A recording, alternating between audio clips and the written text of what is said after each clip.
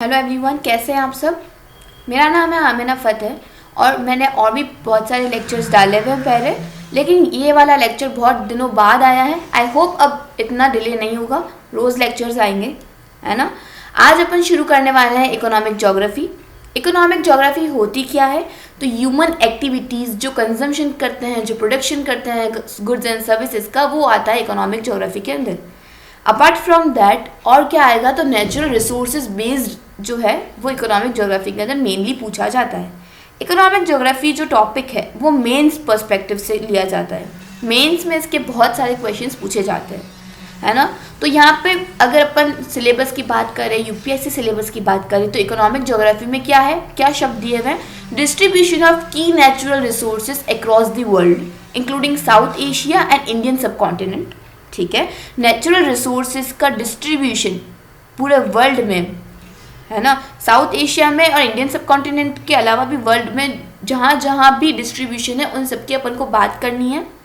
Okay, अब natural resources में क्या क्या चीज़ें इंक्लूड होंगी, मिनरल्स, आयरन ओर, पेट्रोलियम, कोल और बाकी सारी बॉक्साइट, लेड, जिंक, ये सारी चीज़ें उसके अंदर इंक्लूड होंगी। ओके, तो उनको अपन यहाँ पे टॉपिक वाइज उठाएंगे और उनको डिटेल में पढ़ेंगे। फाइन, अब अपन करते हैं, आगे बढ़ते हैं। आज का टॉपिक है अपना petroleum, petroleum and mineral oil. क्या है, petroleum and mineral oil. Okay, petroleum और मिनरल ऑयल में यहाँ पे अपन बात करते हैं सबसे पहले शब्द पेट्रोलियम की। पेट्रोलियम, ठीक है, पेट्रोलियम जो है क्या है, पेट्रा है और ओलियम है। इन दोनों शब्द का क्या मतलब है, पेट्रा का मतलब होता है रॉक और ओलियम का मतलब होता है ऑयल, है ना। तो इसको पेट्रोलियम को हम अदर वर्ड में क्या बोलते हैं, रॉक ऑयल। ठीक है, क्या बोलेंगे, रॉक ऑयल। पेट्रोलियम कहाँ से निकाला जाता है, तो सेडिमेंट्री रॉक्स से मिलता है ना। इसमें अगर अपन ऊपर वाला यहाँ पे ये देखे, फिगर देखे, तो हमें समझ में आएगा कि कहाँ से पेट्रोलियम जो है वो निकाला जाता है। पेट्रोलियम हमें मिलता है इस बेड से, इस रॉक बेड से हमें क्या मिलता है, पेट्रोलियम मिलता है सेडिमेंट्री रॉक से। तो यहाँ पे अंदर क्या होता है, इंस्ट्रूमेंट लगाया जाता है, अंदर ड्रिलिंग होती है और सेडिमेंट्री रॉक तक हम पहुँचते हैं और वहाँ से हम पेट्रोलियम को गेन करते हैं। ओके, अब क्या है यहाँ पे, तो 90 to 95% जो है हमें पेट्रोलियम से हाइड्रोकार्बन मिलता है और 5 to 10% उसमें इंक्लूड होता है ऑक्सीजन, नाइट्रोजन, सल्फर, ओके, और कुछ ऑर्गेनोमेटेलिक कंपाउंड्स। ठीक है, क्या क्या देखने को मिलता है, 90 to 95% जो है हमें क्या मिलेगा, हाइड्रोकार्बन मिलेगा। ओके, उसके अलावा 5 to 10% तक हमें क्या मिलेगा, इसके अंदर ऑक्सीजन मिलेगा, हाइड्रोजन मिलेगा, सल्फर मिलेगा, ओके, और कुछ ऑर्गेनोमेटेलिक मिनरल्स मिलेंगे। अब फिर से ऊपर चलते हैं और देखते हैं, यहाँ पे दो टाइप की ड्रिलिंग दिखाई दे रही है, एक है ओशन के अंदर और एक है लैंड के ऊपर, ठीक है, कॉन्टिनेंट के ऊपर। तो यहाँ पे ओशन के अंदर भी ड्रिलिंग होती है और ओशन ड्रिलिंग के अंदर सेडिमेंट्री रॉक, यहाँ पे देखो एक लेयर है ऊपर, ओशन बेड है और फिर सेडिमेंट्री रॉक नीचे है उसके। यहाँ से हमें क्या मिलती है, पेट्रोलियम मिलता है। मोस्टली पेट्रोलियम जो है वो ओशन के अंदर ड्रिलिंग से मिलता है। फिर यहाँ पे क्या होगा, फिर जो लैंड ड्रिलिंग है, लैंड ड्रिलिंग में यहाँ पे हमें काफ़ी सारे लेयर्स को क्रॉस करते हुए सेडिमेंट्री रॉक तक पहुँचना होगा और वहाँ जा करके हमें क्या मिलेगा, वहाँ जा करके हमें पेट्रोलियम मिलेगा। अब पेट्रोलियम में यहाँ पे बनता कैसे है, पेट्रोलियम फॉर्म कैसे होता है। पेट्रोलियम फॉर्म होता है, छोटे छोटे जो प्लांट्स होते हैं, छोटे छोटे प्लांट्स, एनिमल्स जब मर जाते हैं और उस फ्लोर पे, ओशन, अगर हम ओशन फ्लोर की बात करें, है ना, तो यहाँ पे क्या होंगे, जो छोटे छोटे ये प्लांट्स हैं, ये जो छोटे छोटे एनिमल्स हैं, ये जब मर जाते हैं तो क्या होता है, एक लेयर फॉर्म करते हैं, एक डेड बॉडी की, एक डाइड एक बड़ी लेयर फॉर्म करते हैं ओशन के उसके सरफेस के ऊपर, ओशन बेड के ऊपर। ओके, फिर क्या होती है कि उस बहुत टाइम तक ये यहाँ पे बॉडी उस पर ही रहती है, उसके ऊपर लेयर बाय लेयर क्या होती है, सेडिमेंट्स जो है वो जमा होने लगते हैं। क्या होने लगता है, सेडिमेंट्स जमा होने लगते हैं। जब सेडिमेंट्स की एक लेयर बन जाती है तो वो क्या हो जाता है, जो डेड पार्टिकल्स थे, डेड एनिमल्स थे, वो और डीपर हो जाते हैं, एक लेयर डाउन हो जाते हैं। उससे क्या होता है, उसमें एक प्रेशर क्रिएट होता है, एक टेम्परेचर जो है वहाँ पे फॉर्म होता है। उस टेम्परेचर और प्रेशर के जो डीपनेस होती है, जो यहाँ पे हाई टेम्परेचर और प्रेशर होता है, उससे पेट्रोलियम बनता है। ओके, तो अपन ने यहाँ पे क्या देखा, अपन ने देखा कि ये ओशन है, ये ओशन बेड है, इसमें यहाँ पे क्या होता है, डेड एनिमल या डेड प्लांट जो है वो यहाँ पे रहते हैं उसकी सरफेस पे। फिर इसके ऊपर सेडिमेंट रॉक की एक लेयर फॉर्म हो जाती है जो इस डेड लेयर जो है उसको डीपन कर देती है, जिसमें एक प्रेशर और एक टेम्परेचर क्रिएट होता है। उस प्रेशर और टेम्परेचर की वजह से पेट्रोलियम फॉर्म होता है। जितना ज़्यादा डीप होता जाएगा उतना ज़्यादा बेटर पेट्रोलियम यहाँ पे हम निकालेंगे। पेट्रोलियम में मैंने आपको नीचे समझाया क्या है पेट्रोलियम को, और क्या बोलते हैं, रॉक ऑयल कहते हैं, है ना, रॉक ऑयल कहते हैं। और high heat and high temperature और प्रेशर के अंदर जो है ये ऑयल या फिर गैस फॉर्म होता है। क्या होगा, पेट्रोलियम ऑयल या पेट्रोलियम गैस यहाँ पे फॉर्म हो जाएगा। अब यहाँ पे ऑयल रेजर्वोयर की कंडीशंस क्या क्या है। अगर हमें ऑयल रेजर्वोयर किसी को कहना, कोई जगह को कहना है कि ये ऑयल रेजर्वोयर है, तो उसमें क्या क्या कंडीशंस इंक्लूड होनी चाहिए, क्या क्या कंडीशंस वहाँ पे अप्लाइड होनी चाहिए जिसको हम कहेंगे कि ये ऑयल रेजर्वोयर है।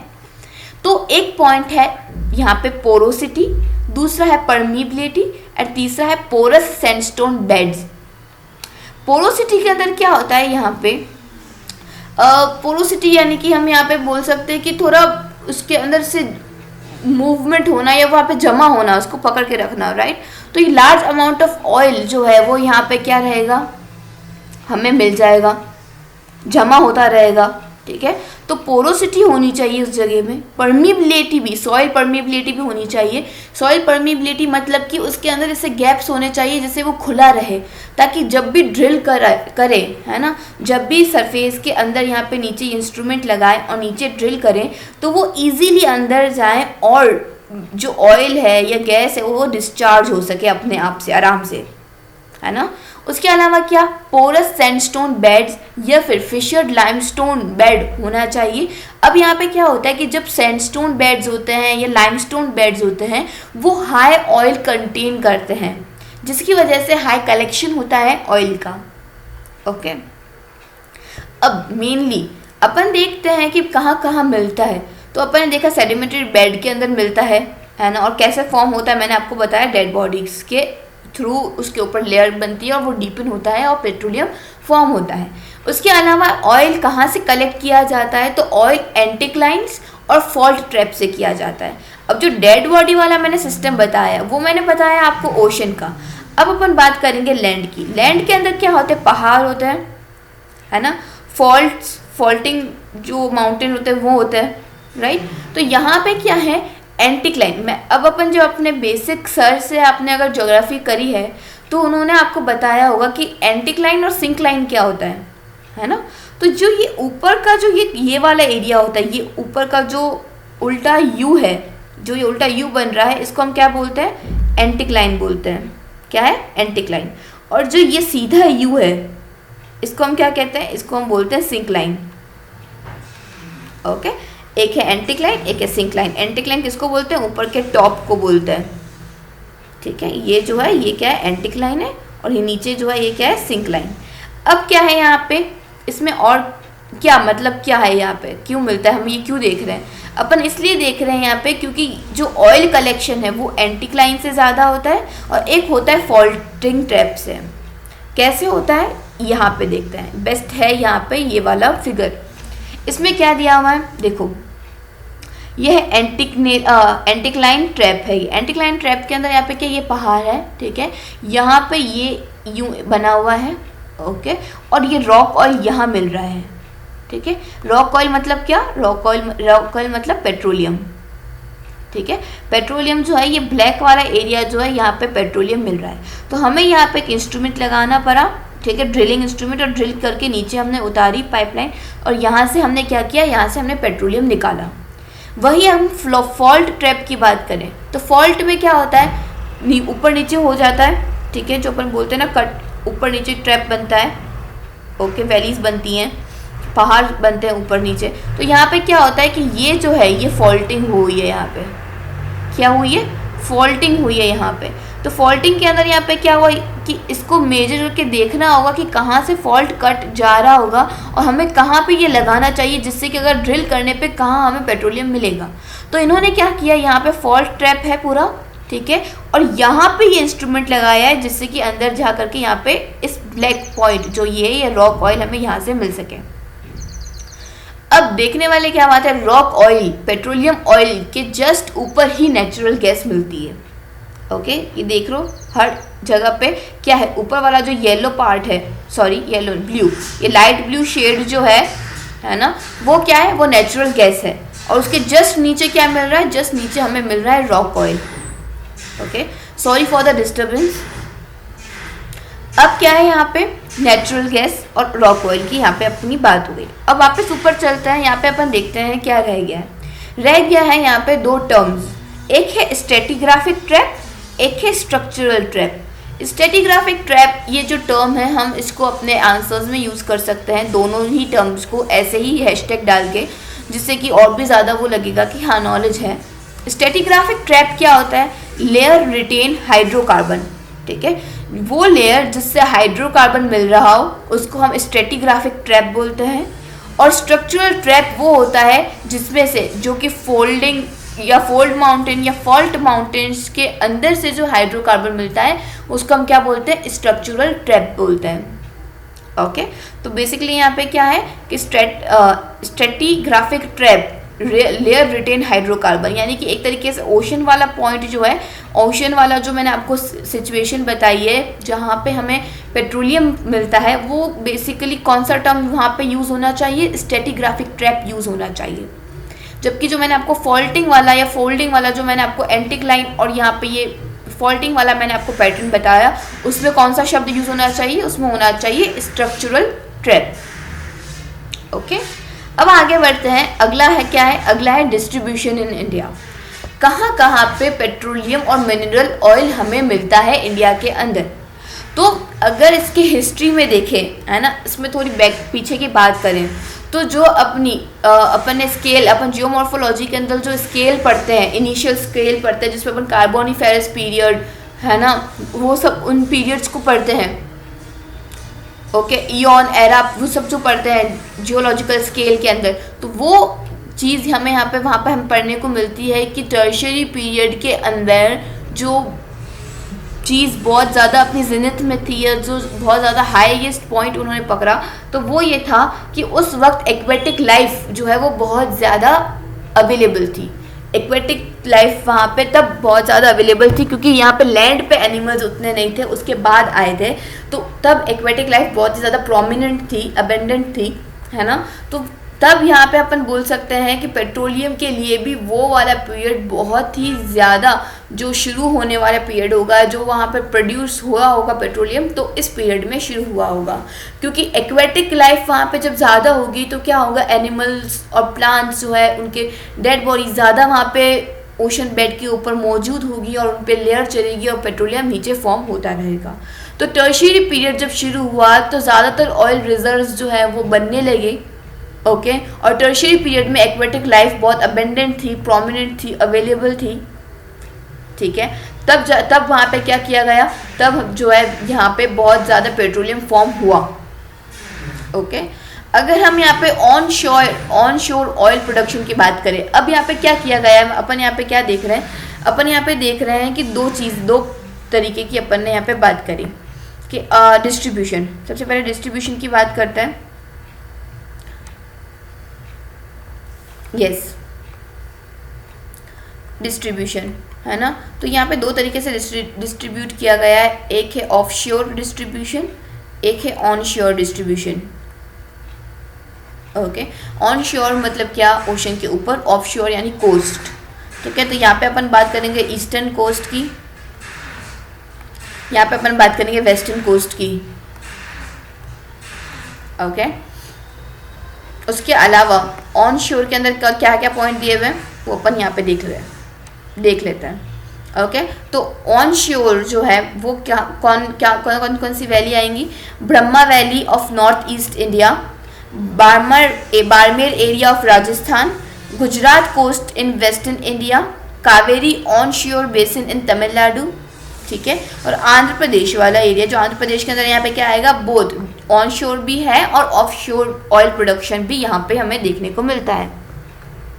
Brahma valley of north east India जो है वो क्या है, वो यहाँ पे ओल्डेस्ट ऑयल फील्ड है, ठीक है। ये रहा यहाँ पे ओल्डेस्ट ऑयल फील्ड असम वाला दिग्बोई फील्ड जो है यहाँ पे दिब्रू में, ठीक है। दिब्रू में असम के अंदर दिग्बोई फील्ड जो है वो क्या है, ओल्डेस्ट ऑयल प्रोडक्शन फील्ड है इंडिया की, ओके।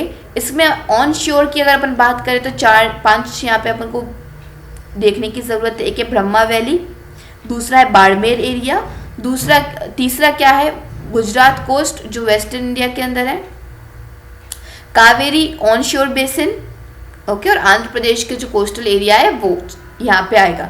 दोनों है वहाँ पे, ऑन शोर ऑयल प्रोडक्शन भी, ऑफ शोर ऑयल प्रोडक्शन भी है। ऑफ शोर के अंदर अपन यहाँ पे क्या बात करेंगे, ऑफ शोर के अंदर अपन यहाँ पे बात करेंगे वेस्टर्न कोस्ट और ईस्टर्न कोस्ट की।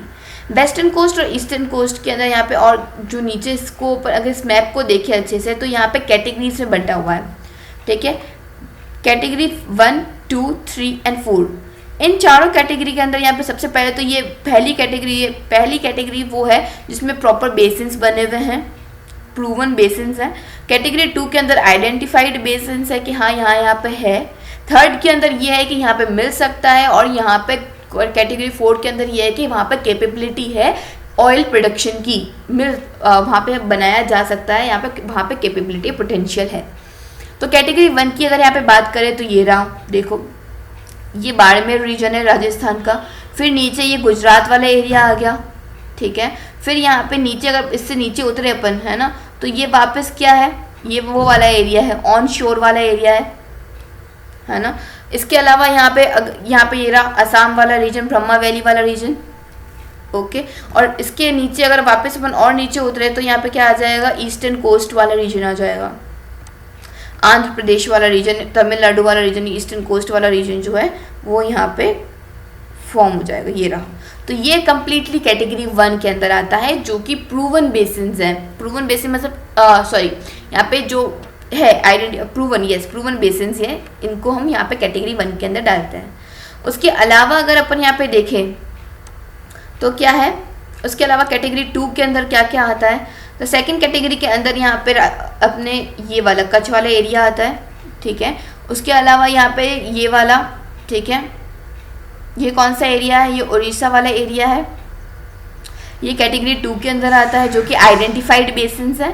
फिर कैटेगरी 3 के अंदर है, ठीक है, जो प्रोस्पेक्टिव बेसिस यानी कि वहाँ पे मिल सकता है, ठीक है। तो ये कैटेगरी 3 वाला एरिया कौन सा है, थोड़ा मध्य प्रदेश वाला एरिया, राजस्थान वाला एरिया, यूपी बिहार वाला एरिया, ठीक है। यहाँ पे नीचे कर्नाटका वाले एरिया के अंदर भी है, बंगाल वाले एरिया के अंदर भी यहाँ पे क्या है, कैटेगरी 3 वाला एरिया है। कैटेगरी 4 यानी पोटेंशियल पर्सपेक्टिव, जहाँ पे कैपेबिलिटी है ऑयल प्रोडक्शन की, वो कौन सा है, तो यहाँ पे बीच वाला एरिया ये रहा पूरा, है ना, महाराष्ट्र वाला मोस्टली रीजन यहाँ पे हमें नज़र आ रहा है, ओके। और कुछ parts of Jharkhand and Chhattisgarh यहाँ पे हमें नज़र आ रहा है। तो ये क्या है, ये कैटेगरी 4 वाला एरिया है जहाँ पे हमें ऑयल प्रोडक्शन मिल सकता है, ओके। अब आगे बढ़ते हैं, नेक्स्ट यहाँ पे देखते हैं कि इंडिया का ऑयल इंपोर्ट कहाँ से होता है, ओके। इससे पहले और क्या है, इसके पहले और कुछ बचा नहीं है, आई गेस। एक सेकेंड देख लेते हैं क्या क्या है सिस्टम है। ऑन शोर ऑफ शोर हो गया अपन ने, और क्या क्या चीज़ें देख ली, देखो सबसे पहले अपन ने एक बार देख लेते हैं, पॉइंट आउट कर लेते हैं अपन ने क्या क्या चीज़ें इसमें कवर करी हैं। सबसे पहले अपन ने यहाँ पे देखा कि पेट्रोलियम और मिनरल ऑयल क्या होता है, पेट्रोलियम कहाँ क्या होता है, उसका फॉर्मेशन देखा, उसका डिस्ट्रीब्यूशन देखा, है ना, कि कहाँ डिस्ट्रीब्यूशन दिया हुआ है, ऑन शोर डिस्ट्रीब्यूशन देखा, ऑफ शोर डिस्ट्रीब्यूशन देखा कैटेगरीज के अकॉर्डिंग, ओके। अब अपन क्या देख रहे हैं, अब अपन देखेंगे इंडिया का जो ऑयल इंपोर्ट है, इंडियाज़ ऑयल इंपोर्ट कहाँ से ज़्यादा होता है, कहाँ कम होता है, ठीक है, मतलब कहाँ से ऑयल ज़्यादा इंपोर्ट होता है इंडिया के अंदर। तो ज़्यादा इंपोर्ट ऑयल कहाँ से होता है, इराक से होता है। पहले अपने दिमाग में क्या आता था, पहले अपने दिमाग में आता था सऊदी अरेबिया ही था पहले, लेकिन फिर क्या हुआ, बाद में जो है ये कम होकर के इसने यहाँ पे क्या कर लिया, इराक जो है वो यहाँ पे ओवरकम कर गया, और इराक जो है अब अपना लार्जेस्ट ऑयल एक्सपोर्टिंग कंट्री जो है वो अपने लिए है, ठीक है। इराक से इंडिया के अंदर ऑयल इंपोर्ट सबसे ज़्यादा होता है, और सेकंड लार्जेस्ट जो है वो है सऊदी अरेबिया। फिर ये एक कैटेगरी के अंदर आते हैं। दूसरी कैटेगरी के अंदर आते हैं ईरान और वेनेजुएला, ओके। ईरान और वेनेजुएला आते हैं। ये दोनों क्यों आते हैं, क्योंकि ये बाद में क्यों आ रहे हैं, क्योंकि यहाँ पे इनका भी इंपोर्ट काफ़ी ज़्यादा था, लेकिन इनका इंपोर्ट डिक्लाइन कर गया जब यूएस ने सैंक्शंस लगा दिए। यूएस के सैंक्शंस की वजह से ईरान और वेनेजुएला जो है वो क्या हो गया, इनके इंपोर्ट्स डिक्लाइन हो गए इंडिया की तरफ। फिर एक और कैटेगरी आती है, वो है नाइजीरिया और यूएई, यूनाइटेड अरब एमिरेट्स, ठीक है, नाइजीरिया और यूएई। ओके, ये क्या हुआ, ये ओपेक कंट्रीज़ के अंदर आती है, तो इन्होंने भी यहाँ पे करा, लेकिन इनका प्रोडक्शन कम है as compare to Iraq and Saudi Arabia. Okay, अब आगे कुछ पॉइंट्स को यहाँ पे अगर हमें कवर करना है और हमें इसको सिर्फ नाम के अकॉर्डिंग देखना है तो वो देख लेते हैं। ये चीज़ मैंने आपको बता दी अभी यहाँ पे साइड पे। ओके, नीचे चलते हैं, क्या है, crude oil pipeline. Crude oil pipeline यहाँ पे हम पढ़ने के लिए क्यों इम्पोर्टेंट है, क्योंकि क्या होता है, कई बार जो है प्रीलिम्स में इसमें ऑप्शंस में आ जाते हैं, ये है ना, प्रीलिम्स के ऑप्शंस में ये आ जाते हैं, तो इसको एलिमिनेट करने के लिए हम इसको देख लेते हैं एक बार। क्रूड ऑयल पाइपलाइन कौन सी है, पेट्रोलियम प्रोडक्ट पाइपलाइन कौन सी है। क्रूड ऑयल के लिए है Salaya Mathura pipeline, Paradip Haldia Barauni pipeline, okay, Mundra Panipat pipeline. ये 3 पाइपलाइन जो है वो इम्पॉर्टेंट है, इसलिए इसको देख लेते हैं। ज़्यादातर ये नाम लिया जाता है, इसीलिए इसको देखते हैं। Salaya Mathura pipeline, Paradip Haldia Barauni pipeline, Mundra Panipat pipeline. दूसरी जो पेट्रोलियम प्रोडक्ट पाइपलाइन है ना, पेट्रोलियम प्रोडक्ट के अंदर यहाँ पे फर्स्ट पाइपलाइन पेट्रोलियम की वो कौन सी है, नाहरकटिया नुनमाती बरूनी पाइपलाइन। वर्ल्ड की जो लार्जेस्ट पेट्रोलियम पाइपलाइन है वो कौन सी है, हजीरा बीजापुर जगदीशपुर पाइपलाइन। और जो लॉन्गेस्ट एलपीजी पाइपलाइन है वो कौन सी है, जमुनानगर लूनी एलपीजी पाइपलाइन। इन तीनों को हमें पता होना चाहिए। क्यों पता होना चाहिए, कहाँ यूज़ कर सकते हैं, ऑफ कोर्स इसको हम यहाँ पे यूज़ कर सकते हैं अपने आंसर्स के अंदर। आंसर्स के अंदर बीच में एक पॉइंट डालने के लिए, एक पेट्रोलियम प्रोडक्ट्स को हाईलाइट करने के लिए, या उनके पाइपलाइन प्रोडक्शन को इंडिया के अंदर हाईलाइट करने के लिए इन पॉइंट्स को हम वहाँ पे डाल सकते हैं। First pipeline Naharkatia Noonmati Barauni pipeline आएगा। वर्ल्ड की जो लार्जेस्ट पाइपलाइन है, ये तो बिल्कुल हमें पता होनी चाहिए, हजीरा बीजापुर जगदीशपुर पाइपलाइन है petroleum pipeline. And the longest LPG pipeline is Jamunanagar Loni LPG pipeline. Okay, इसके अलावा मेजर ऑयल रिफाइनरीज जो है इंडिया के अंदर वो कहाँ कहाँ हैं, तो ये यहाँ पे इस मैप को देखते हैं। मनाली के अंदर भटिंडा, पानीपत, मथुरा, बीना, बरूनी, ओके, बोंगाईगांव, गुवाहाटी, दिग्बोई, उनियम, नुमालीगढ़, कोलकाता, हल्दिया, विशाखापट्टनम, टाटीपाका, चेन्नई, नागापट्टिनम, कोची, मंगलोर, मुंबई, कोयली, जामनगर एंड वाडीनार। ये क्या है, ये मेजर ऑयल रिफाइनरीज जो अपने इंडिया के अंदर मौजूद है वो यहाँ पे इनके नाम दिए गए हैं। रिपीट कर लेते हैं, भटिंडा है, मनाली है, पानीपत है, मथुरा है। मनाली कहाँ है, मनाली जम्मू कश्मीर में है, ऊपर की तरफ नहीं, सॉरी, यस हिमाचल में है मनाली। भटिंडा पंजाब, हरियाणा पानीपत, मथुरा यूपी, बरूनी कहाँ है, बिहार में है। बीना कहाँ है, मध्य प्रदेश में। गुवाहाटी कहाँ है, यहाँ पे होना चाहिए, पॉइंट अलग अलग दिए हुए हैं यहाँ पे। दिग्बोई कहाँ है, दिग्बोई क्या है जल्दी बताओ, कहाँ है, असम के अंदर, राइट। नुमालीगढ़ भी असम के अंदर है। फिर यहाँ पे बंगाल के अंदर कोलकाता हल्दिया आएगा। विशाखापट्टनम टाटीपाका किसके अंदर आएगा, आंध्र प्रदेश के अंदर आएगा। ओके, चेन्नई नागापट्टिनम किसके अंदर आएगा, तमिलनाडु में। केरला के अंदर कोची, कर्नाटका के अंदर मंगलोर, महाराष्ट्र के अंदर मुंबई। फिर गुजरात के अंदर 3 आएंगे, जामनगर, कोयली और वाडीनार। ओके, तो ये क्या है, ये अपनी मेजर ऑयल रिफाइनरीज हैं। अब वर्ल्ड डिस्ट्रीब्यूशन जो है पेट्रोलियम का, मिनरल ऑयल का देखें तो वर्ल्ड डिस्ट्रीब्यूशन में मेजरली मिडिल ईस्ट के अंदर ही यहाँ पे हमें 50% of the major oil distribution नज़र आता है। ऑयल, हम अगर ऑयल की बात जैसे ही आती है तो हमारे दिमाग में आता है मिडिल ईस्ट। ये बिल्कुल सही जवाब है, क्योंकि 50% ऑफ द ऑयल जो है वो कहाँ है, मिडिल ईस्ट के अंदर है। बट यहाँ पे जो एक अच्छी बात नहीं है वो ये है कि वो उनमें से सिर्फ 30% ही ऑयल प्रोडक्शन कर पाते हैं। ग्लोबल ऑयल प्रोडक्शन 50% में से सिर्फ 30% ही वो कर पाते हैं, जबकि यूएस के अंदर जो है वो ऑयल जो है डिस्ट्रीब्यूशन वो सिर्फ 2% का है, लेकिन यूएस 10% तक का वर्ल्ड ऑयल प्रोडक्शन करता है। क्या करता है?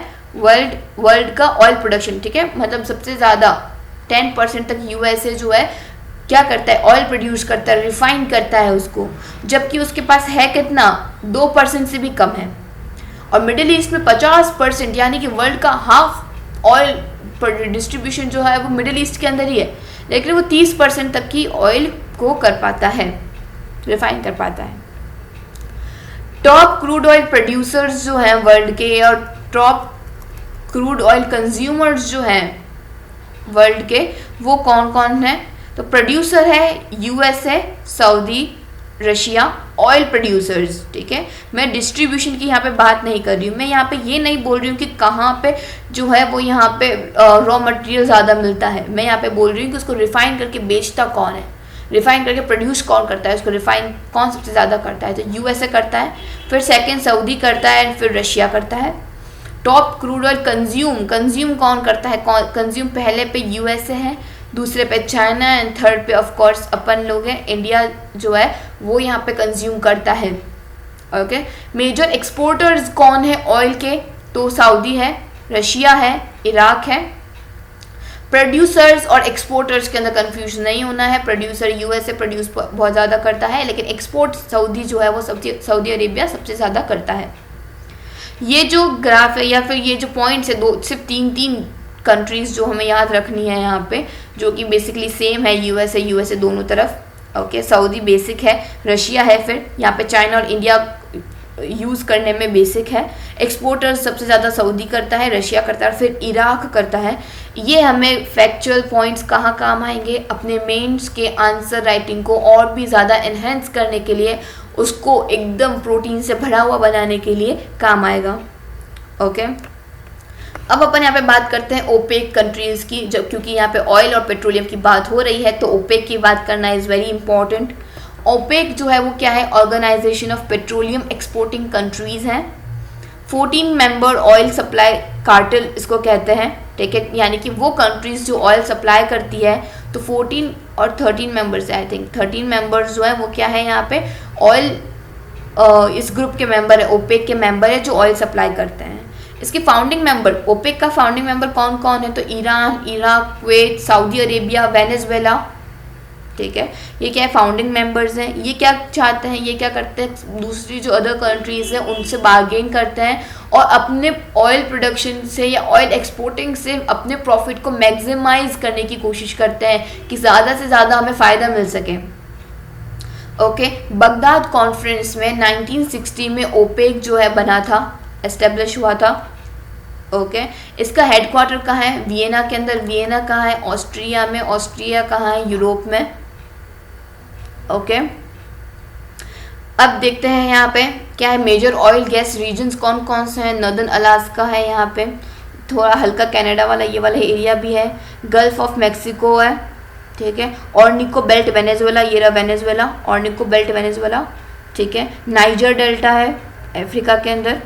नॉर्दर्न अफ्रीका वाला एरिया, मिडिल ईस्ट वाला एरिया, ठीक है। ये यूके के यहाँ पे पास वाला एरिया, ओके, ओशन वाला, नॉर्थ सी वाला एरिया। फिर यहाँ पे क्या? रशिया का ये वाला एरिया, ये यूरेशिया जो बीच में यूराल माउंटेन वाला एरिया है, ओके। फिर ये वेस्टर्न साइबेरियन रीजन आ जाएगा, राइट। ये क्या है? ये अपने वर्ल्ड की major oil industries, oil and gas regions हैं, ओके। अब यहाँ पे जो फाउंडिंग मेंबर्स हैं उनके यहाँ पे नाम है कि जो ओपेक प्लस के फाउंडिंग मेंबर्स हैं, है ना, उनमें कौन कौन है? Iraq, Iran, Qatar, Saudi Arabia, UAE, Kuwait, Algeria, Libya, Nigeria, Republic of Congo, Gabon, Angola, Equatorial Guinea, Venezuela and Ecuador. ये क्या है? ओपेक प्लस कंट्रीज़ है। ओपेक प्लस कंट्रीज़ कौन होती हैं? ओपेक प्लस कंट्रीज़ वो होती हैं जो नॉन ओपेक कंट्रीज़ के अंदर आती है, बट वो एक्सपोर्ट मतलब कि ओपेक कंट्रीज़ के अंदर नहीं आती है। ऑयल प्रोड्यूसिंग एक्सपोर्टिंग कंट्रीज़ के अंदर, sorry, oil petroleum organisation of petroleum exporting countries के अंदर नहीं आती हैं, बल्कि वो नॉन ओपेक कंट्रीज़ हैं जो कि एक्सपोर्ट करती है ऑयल, ठीक है। अदर देन ओपेक कंट्रीज़ जो हैं जो कि ऑयल एक्सपोर्ट करती है उनको हम ओपेक प्लस कंट्रीज़ बोलते हैं, ओके। इसके अंदर यहाँ पे अपन ने ऊपर की कंट्रीज़ को देख लिया है, ऊपर जो मैप दिखाया है मैंने ये ओपेक प्लस की कंट्रीज़ हैं। इसके अलावा यहाँ पे IEA की बात करते हैं। IEA के ऊपर भी काफ़ी सारे जो प्रीलिम्स के अंदर पॉइंट्स दिए जाते हैं उनको एलिमिनेट करने के लिए यहाँ पे काम आता है। IEA क्या है? इंटरनेशनल एनर्जी एजेंसी है, इंटरनेशनल एनर्जी एजेंसी, जो कि रिलायबल, अफोर्डेबल और क्लीन एनर्जी को बहुत ज़्यादा फोकस डालती है। 1973 में ऑयल क्राइसिस के अंदर इसको एस्टेब्लिश किया गया था ताकि जो डिमांड है ऑयल डिमांड को कंट्रोल किया जा सके और उनको जो है यहाँ पे sufficient amount of reliability provide की जा सके। इसका हेडक्वार्टर पेरिस में है, फ्रांस में, ओके। मेन फोकस किन चीज़ों के ऊपर है? इसका अगर हम फुल फॉर्म ही देखें तो सफिशिएंट रहेगा। क्या है? International energy agency. एनर्जी, तो ये क्या करता होगा? एनर्जी सिक्योरिटी को प्रोवाइड करता होगा, बेसिक, ओके। इकोनॉमिक डेवलपमेंट में ये हेल्प करता होगा, क्योंकि यहाँ पे क्या होता है, ऑयल प्रोड्यूसिंग इंडस्ट्रीज या फिर जो एनर्जी सिक्योरिटी प्रोवाइड कर रहे हैं, है ना, तो इससे क्या हो रहा है, इकोनॉमी में कहीं ना कहीं बूस्ट आ रहा है। एनवायरनमेंट अवेयरनेस यहाँ पे ये फैलाता है ताकि जो इसके प्रोडक्शन प्रोसेस की वजह से एनवायरनमेंट को हार्म ना हो, ठीक है।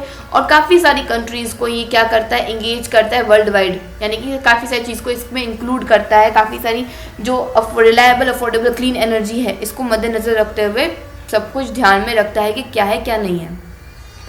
अब अपन यहाँ पे आ जाते हैं, ठीक है, देख लेते हैं अपन ने क्या क्या किया है।